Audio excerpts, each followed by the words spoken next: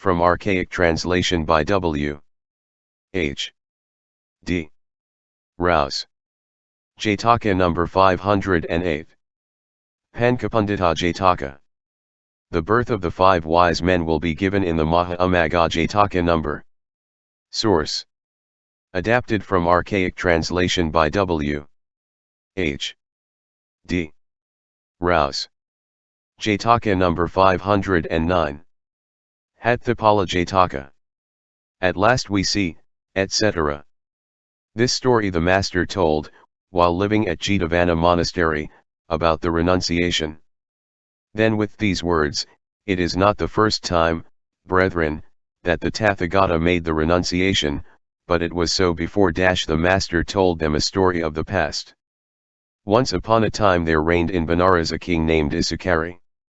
His priest had been from the days of his youth his favorite companion. They were both childless. As the two were sitting together one day in a friendly manner, they thought, "We have great glory, but never a son or a daughter. Now what is to be done?" Then the king said to the priest, "Friend, if a son is born in your house, he shall be lord of my kingdom. But if I have a son, he shall be master of your wealth." The two made a bargain of it on these terms. One day, as the priest approached his revenue village, and entered by the southern gate, outside the gate he saw a wretched woman who had many sons. 7 sons she had, all hale and hearty. One held pot and plate for cooking, one mat and bedding, one went on before and one followed behind, one held a finger of her, one sat on her hip and one on her shoulder. "Where," asked the priest, "is the father of these lads?" "Sir," she replied, "the lads have no father at all for certain." "Why then," said he, "how did you get 7 fine sons like that?" Disregarding the rest of the jungle. She points out a banyan tree that stood by the city gate, and said she, "I offered prayer, sir, to the deity which inhabits this tree, and he answered me by giving these lads." "You may go, then," said the priest. And descending from his chariot, he went up to the tree and taking hold of a branch shook it, saying, "O divinity, what has the king failed to give you? Year by year he offers you tribute of 1,000 pieces of money, and you gives him no son. What has this beggar wife done for you, that you gives her 7? You shall grant the king a son within 7 days, or I will have you cut down by the roots and chopped up piecemeal." Thus addressing the deity of the banyan tree, he went away. Day after day for 6 days he did the same, and on the 6th, grasping the branch he said, "Only one night is left, tree god. If you do not grant a son to my king, down you come." The deity of the tree thought, till she knew exactly what was the matter. "The Brahmin," thought she, "will destroy my home if he gets no son. Well, by what means can I get him a son?" Then she went before the 4 great kings, and told them. "Well," said they, "we cannot give the man a son." To the 28 warlords of the goblins she went next, and all they said was the same. To Saka king of the gods she came, and told him. He thought within himself, "Shall the king get sons worthy of him, or no?" Then he looked about and saw 4 meritorious sons of the gods. These, it is said, had been in a former existence weavers of Benares. And all their winnings by that trade they would divide into 5 heaps. Of these 4 were their own shares, but the 5th they gave away in common. When born again from that place they came to the heaven of the 33. From there again they were born into the Yama world, from there in due succession they passed up and down through the 6 celestial worlds and enjoyed much glory. Just then the time was when they were due to go from the heaven of the 33 to the Yama heaven. Saka went to seek them, and summoned them, and said, "Holy sirs, you must go to the world of men, to be conceived in the womb of King Isukari's chief wife." "Good, my lord," said they to these words, "we will go. But we do not want anything to do with the royal house. We will be born in the priest's family, and while yet young we will renounce the world." Then Saka approved them for their promise, and returned, and told all to the deity that lived in the tree. Much pleased, the tree god took leave of Saka, and went to her living place. But next day up came the priest, and with him strong men whom he had gathered, having each a razor axe or the like. The priest approached the tree, and seizing a branch, cried out, "What ho, god of the tree! This is now the 7th day since I begged a favor of you. The time of your destruction is come." The tree deity by her great power split the tree trunk and came on, and in a sweet voice addressed him thus: "One son, Brahmin. Pooh! I will give you 4. Said he, "I want no sons. Give one to my king." "No," she said, "I will give only to you." "Then give 2 to the king and 2 to me." "No, the king shall have none, you shall have all 4. But they shall be only given to you, for they will not live in a worldly household. In the days of their youth they will renounce the world. Just give me the sons, and I will see to it they do not renounce the world," said he. Thus the deity granted his prayer for children, and returned to her living place. Ever afterwards that deity was held in high honor. Now the eldest god came down, and was conceived by the Brahmin's wife. On his name day they called him Hathipala, the elephant driver. And to hinder him from renouncing the world, they entrusted him to the care of some keepers of elephants, amongst whom he grew up. When he was old enough to walk on his feet, the second was born of the same woman. At his birth they named him Asipala, or groom, and he grew up amongst those who kept horses. The third at his birth was called Gopala, the cowherd, and he grew up amongst the cattle breeders. Ajapala, or goatherd, was the name given to the fourth, when he also was born. And he grew up among the goatherds. When they grew older they were lads of auspicious omen. Now for fear of their renouncing the world, all the ascetics who had so done were banished from the kingdom. In the whole realm of Kasi not one was left. The lads were rough. In what way soever they went, they plundered those gifts of ceremony which were sent here or there. When Hathipala was 16 years old, the king and the priests, seeing his bodily perfection, thought thus within them: "The lads are grown big. When the umbrella of royalty is uplifted, what shall be done with them? As soon as the ceremony of sprinkling is done upon them, they will grow very masterful. Ascetics will come, they will see them and will become ascetics also. Once they have done this, the whole country will be in confusion. First let us test them, and afterwards have the ceremonial sprinkling." So they both dressed themselves up like ascetics, and went about seeking alms until they came to the door of the house where Hathipala lived. The boy was pleased and delighted to see them. Approaching, he greeted them with respect, and recited 3 stanzas. "At last we see a Brahmin like a god, with top not great, with teeth uncleansed, and foul with dust, and burdened with a weight. At last we see a sage, who takes delight in righteousness, with robes of bark to cover him, and with the yellow dress. Accept a seat, and for your feet fresh water. It is right to offer gifts of food to guests except, as we invite." Thus he addressed them one after the other.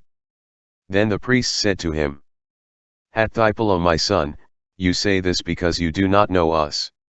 You think we are sages from the Himalayas, but such we are not, my son. This is King Isukari, and I am your father the priest." "Then," said the boy, "why are you dressed like sages?" "To try you," said he. "Why try me?" he asked.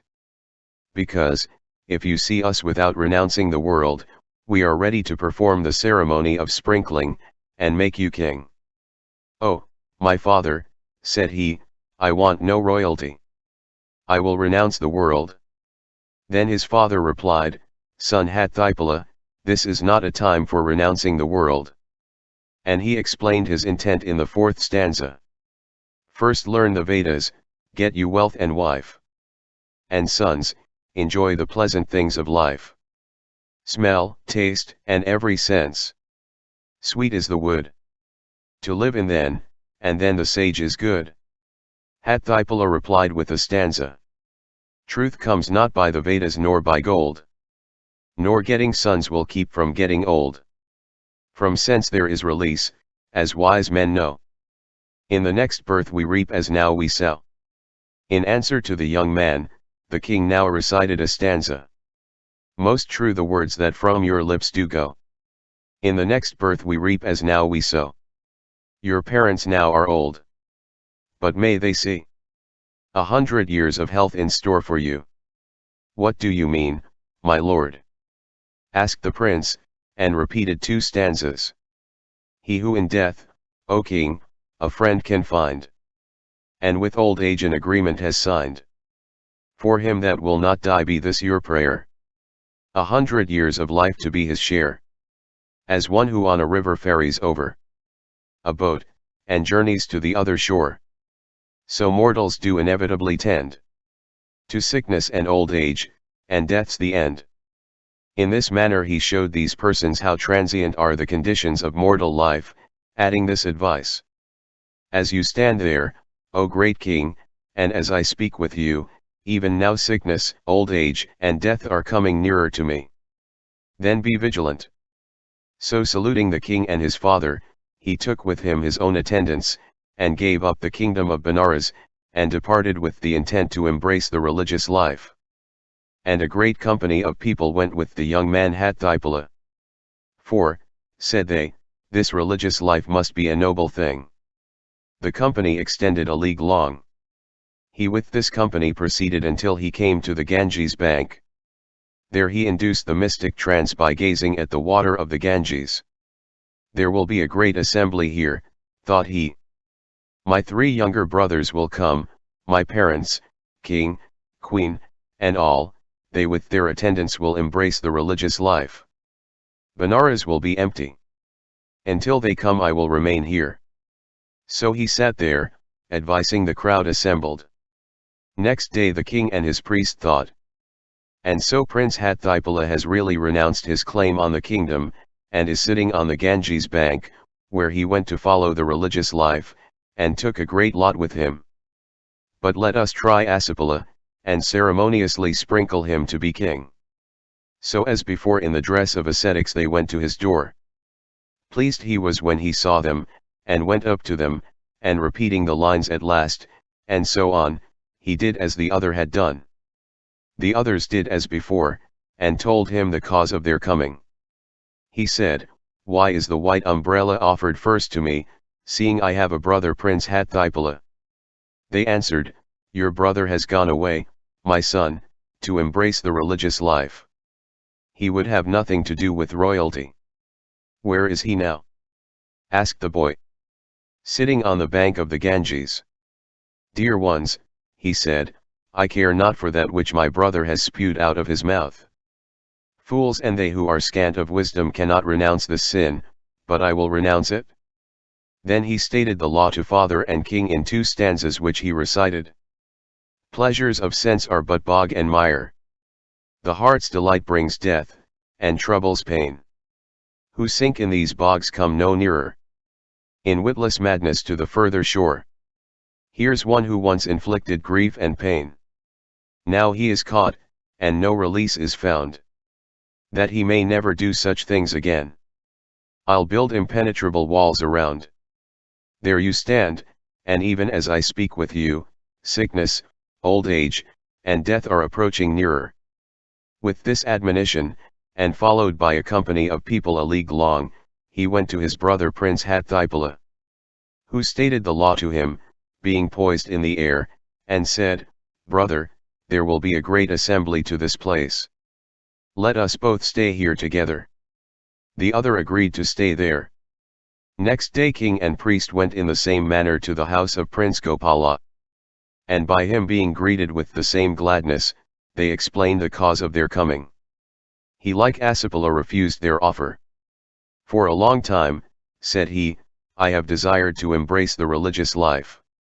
Like a cow gone astray in the forest, I have been wandering about in search of this life. I have seen the path by which my brothers have gone, like the track of a lost cow. And by that same path I will go. Then he repeated a stanza. Like one who seeks a cow has lost her way. who all perplexed about the wood did stray. So is my welfare lost. Then why hang back, King Isukari, to pursue the track? But, they replied, come with us for a day, son Gopalaka, for 2 or 3 days come with us.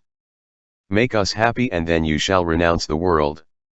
He said, O great king, never put off till the next day what should be done today. If you want luck, take today by the forelock. Then he recited another stanza. Tomorrow, cries the fool. Next day, he cries, no freehold in the future. Says the wise, the good within his reach he'll never despise. Thus spoke Gopala, stating the law in the 2 stanzas. And added, there you stand, and even as I talk with you, are approaching disease, old age, and death. Then followed by a company of people a league in length, he made his way to his 2 brothers. And Hathipala poised in the air stated the law to him also. Next day in the same manner king and priest went to the house of Prince Ajapala, who greeted them with joy as the others had done. They told the cause of their coming, and proposed to upraise the umbrella of royalty. The prince said, where are my brothers? They answered, your brothers will have nothing to do with the kingdom. They have renounced the white umbrella, and with a company that covers 3 leagues they are sitting upon the Ganges bank. I will not put upon my head that which my brothers have spewed out of their mouths, and so live. But I too will undertake the religious life. They said, my son, you are very young. Your welfare is our care. Grow older, and you shall embrace the religious life. But the boy said, what is this you say? Surely death comes in youth as in age.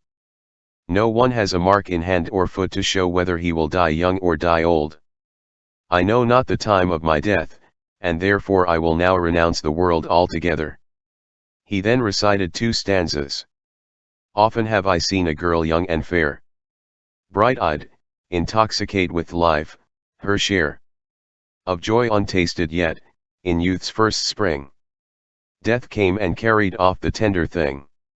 So noble, handsome lads, well made and young, round whose dark chins the beard in clusters clung.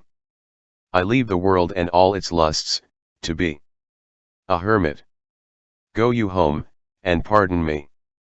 Then he went on, there you stand, and even as I talk with you disease, old age, and death are approaching me.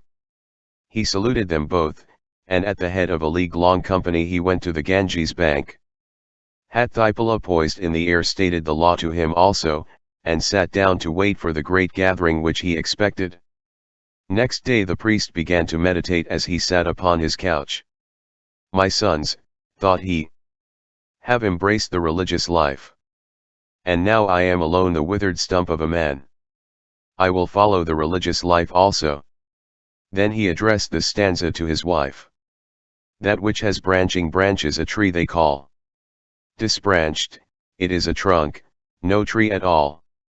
So is a sonless man, my highborn wife. It is time for me to embrace the holy life. This said, he summoned the Brahmins before him. 60,000 of them came. Then he asked them what they meant to do. You are our teacher, they said. Well, said he, I shall seek out my son and embrace the religious life. They answered, hell is not hot for you alone. We will do also. He handed over his treasure, 80 crores, to his wife, and at the head of a league-long line of Brahmins departed to the place where his sons were. And unto this company as before Hathipala stated the law, poised on high in the air. Next day thought the wife to herself, my 4 sons have refused the white umbrella to follow the life of the religious. My husband has left his fortune of 80,000, and his position of royal priest to boot, and gone to join his sons. What am I to do all by myself? By the way my son has gone I will go also. And quoting an ancient law she recited this stanza of aspiration. The rain months passed, the geese break net and snare, with a free flight like herons through the air. So by the path of husband and of son, I'll seek for knowledge as they too have done. Since this I knew, she said to herself, why should I not renounce the world?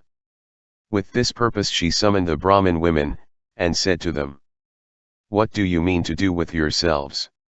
They asked, what do you? As for me, I shall renounce the world. Then we will do the same. So leaving all her splendor, she went after her sons, taking with her a league-long company of women. To this company also had Thipala stated the law, sitting poised in the air. Next day the king asked, where is my priest? My lord, they replied, the priest and his wife have left all their wealth behind, and have gone after their sons with a company that covers 2 or 3 leagues. Said the king, masterless money comes to me, and sent to fetch it from the priest's house. The chief queen now wanted to know what the king was doing. He is fetching the treasure, she was told, from the priest's house. And where is the priest? She asked. Gone to be a religious, wife and all. Why, thought she, here is the king fetching into his own house the dung and the spit dropped by this Brahmin and his wife and his 4 sons. Infatuate fool. I will teach him by a parable.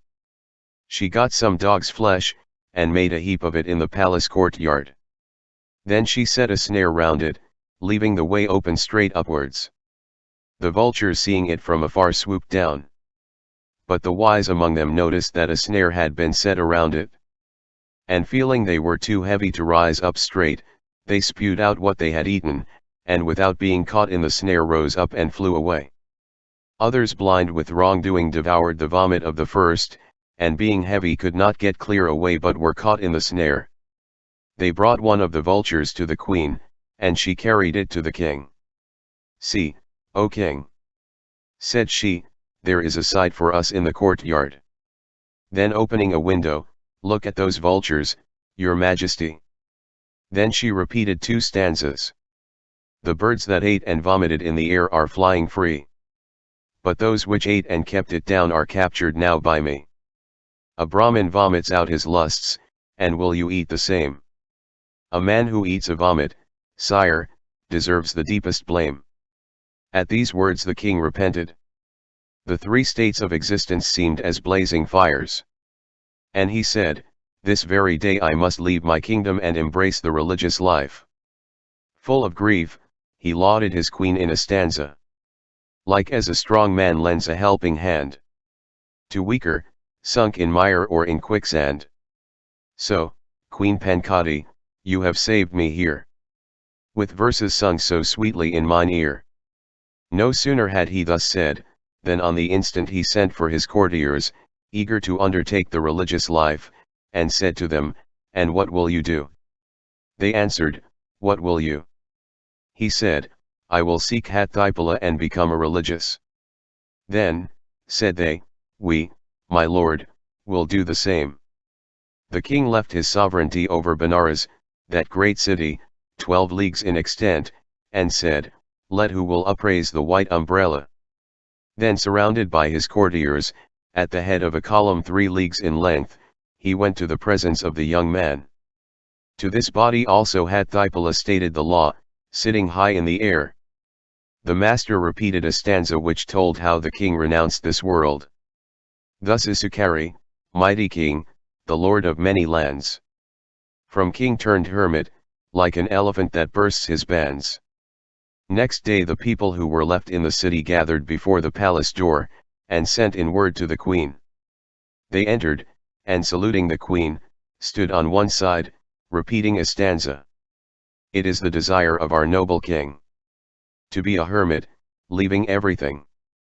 So in the king's place now we request you to stand. Cherish the realm, protected by our hand.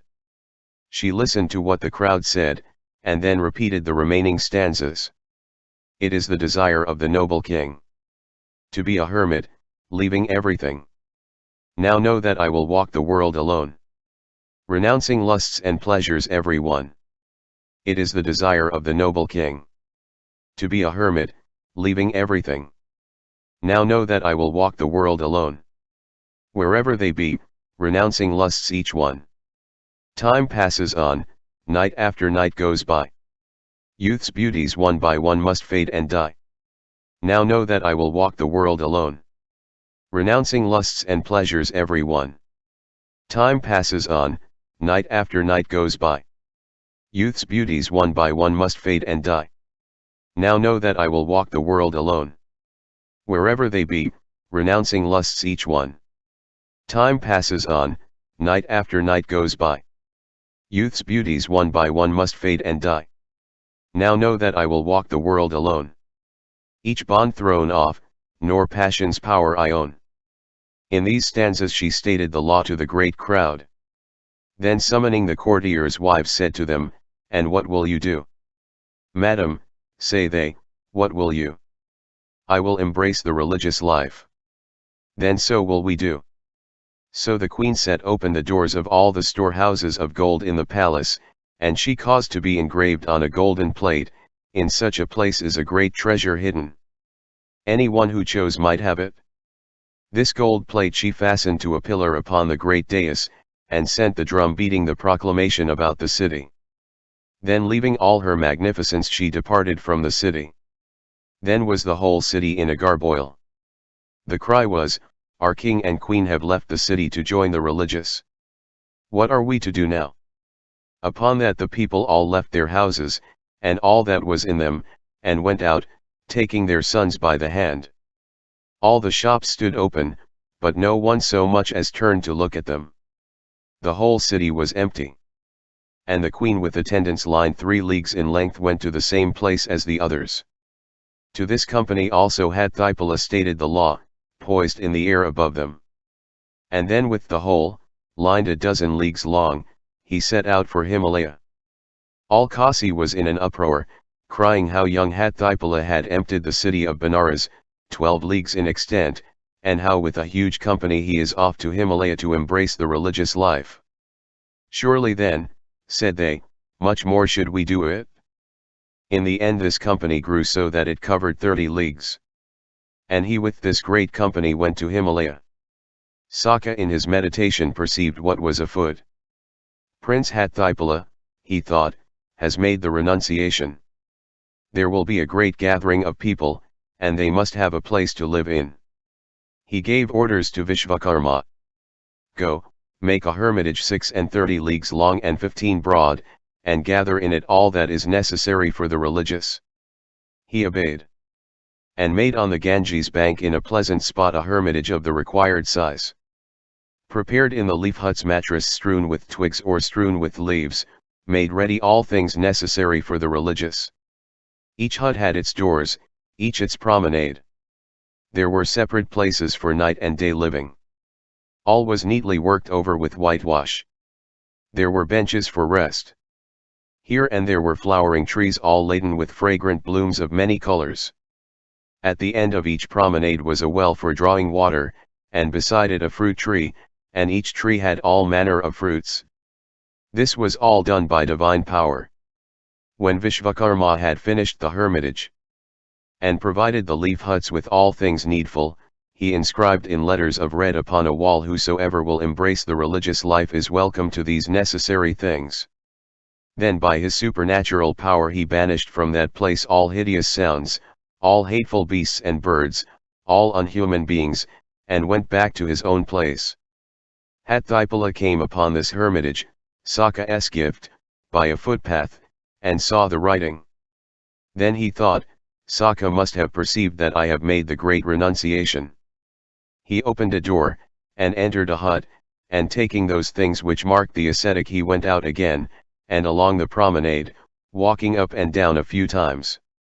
Then he admitted the rest of the company to the religious life, and went to inspect the hermitage. He set apart in the midst a habitation for women with young boys, one next it for the old women, the next for childless women. The other huts all round he allotted to men. Then a certain king, hearing that there was no king in Benares, went to see, and found the city decorated and decorated.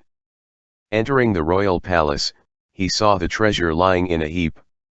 "What," said he, "to renounce a city like this, and to become a religious so soon as the chance came, this is truly a noble thing." Asking the way of some drunken fellow he went to find Haththipala. When Hatthipala perceived he was come to the skirt of the forest, he went out to meet him, and poised in the air stated the law to his company. Then he led them to the hermitage, and received the whole band into the brotherhood. In the same manner 6 other kings joined them. These 7 kings renounced their wealth. The hermitage, 36 leagues in extent, was filling continually. When some great man had thoughts of lust or any such thing, he would teach the law to him, and teach them the thought of the perfections and the ecstasy. These then generally developed the mystic trance. And 2/3 of them were born again in Brahma's world. While the third being divided into 3 parts, 1 part was born in Brahma's world, 1 in the 6 heavens of sense, 1 having performed a seer's mission was born in the world of men. Thus they enjoyed each of the 3 their own merit. Thus Hatthipala's teaching saved all from hell, from animal birth, from the world of ghosts, and from being embodied as a titan. In this island, those who made the renunciation were Elder Monk Dhammaggutta, who made the earth to quake. Elder Monk Vasudeva, a citizen of Khuddaka Nikaya. Elder Monk Mahasamgarakita, from Uparimandala. Elder Monk Mali Mahadeva. Elder Monk Mahadeva, from Bagiri. Elder Monk Mahashiva, from Vamantapabara. Elder Monk Mahanaga, from Kalavalimandapa. Those in the company of Kudala, of Magapakha, of Kilajita of Ayagara the wise, and last of all Hatthipala. Therefore said the Lord Buddha, make haste, you happy, etc. That is, happiness will come only if they use all speed. When he had ended this discourse, the Master said, thus, brethren, the Tathagata made the great renunciation long ago, as now. Which said he identified the birth. At that time, King Shuddhodana was King Isukari. Mahamaya his queen. Kashyapa the priest, Badakapalani his wife, Anuruddha was Ajapala, Moggallana was Gopala, Sariputra was Hatthipala, the Buddha's followers were the rest, and I myself was Hatthipala.